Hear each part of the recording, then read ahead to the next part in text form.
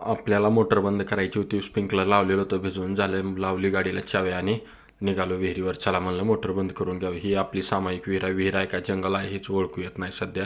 सामायिक विहिरीची अशी कंडिशन आहे. हा काय डोंगर नसून हे आपल्या नवीन विहीर पाडलेला विहिरीचा उपसा आहे. आणखीन काय आपण कडं टाकलं नाही त्याच्यामुळं काय उपसा उचललेला नाही. आणि आपण आलो आता. मी बोर्डापाशी बोर्ड उघडून पिउंटरचं बटन दाबून आपण मोटर बंद केलेली आहे.